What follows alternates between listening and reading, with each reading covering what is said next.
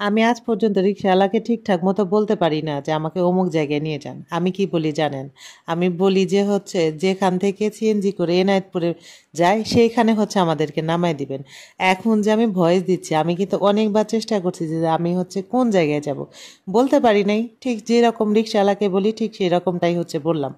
এমন একটা খিটখিটা সিএনজি আলার গাড়িতে আমরা উঠছি ভাইরে ভাই, সে তার মেজাজ দেখলাম হচ্ছে আমাদের রোদ্রে আর বৃষ্টির মধ্যে যেরকম হচ্ছে একটা মেঘ বৃষ্টির খেলা খেলে তার মেজাজটাও হচ্ছে ঠিক সেরকম।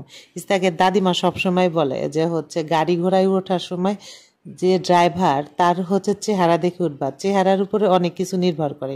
তবে সিএনজিতে ওঠার সময় হচ্ছে সিএনজি আলার চেহারাটা দেখি নাই, আর ওঠার পরে দেখি তার এই পরিমাণ হচ্ছে মেজাজ গরম আর কি।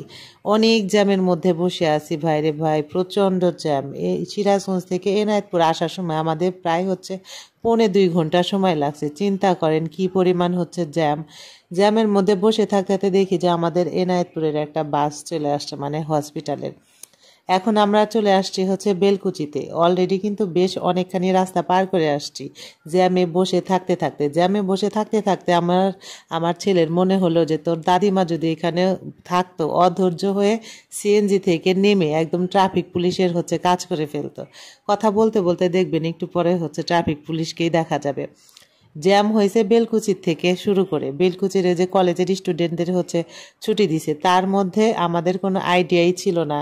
আইডিয়া বলতে আজকে কী বার ওইটা মাথায় ছিল না। দেখেন জ্যামের মধ্যে যে কতক্ষণ বসেছিলাম। একে হচ্ছে জ্যামে বসে থাকলে বিরক্ত হই, তার মধ্যে একটু রোদ লাগতেছে, আরও ঘেমে নেই একাকার।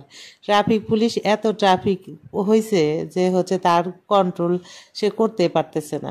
হাটের মধ্যে দেখলাম যে অনেক কিছু বিক্রি করতেছে, মোয়া মুড়ি খই চাল, তারপরে যে আরও কত কিছু। তো আমার ছেলে বলতেছে মা এই সময় ভিডিও করো না, কেউ যদি তোমার হাত থেকে ফোনটা নিয়ে যায়। আমি আবার একটু চিন্তা করলাম যে ঠিকই তো, ফোনটা যদি হাত থেকে নিয়ে যায় তখন ভিডিও করা বাদ দিয়ে হচ্ছে আমার কোলের মধ্যে ফোনটা রাখলাম। আসলেই এই সমস্ত ভিড়ের জায়গায় কখন কি হয়ে যায় কেউ বলতে পারে না। দেখেন ধান এনে সব ট্যাগ দিয়ে রাখছে, ভালোই লাগতেছিল, কিন্তু ওই যে গরমে একটু খারাপ লাগতেছিল। এখন আমরা চলে আসছি অলরেডি হচ্ছে বেলকুচি ক্রস করতেছি। খুবই সুন্দর মার্শাল্লাহ, একটা যে শুধু কি সুন্দর একটা মসজিদ। এই মসজিদটা আমাদের আসা যাওয়ার পথেই সবসময় পড়ে, কিন্তু ওইভাবে ভিডিও করা হয় না। তো আজকে ভাবলাম যে একটু ভিডিও করি। এটা হচ্ছে বেলকুচি মহিলা কলেজ।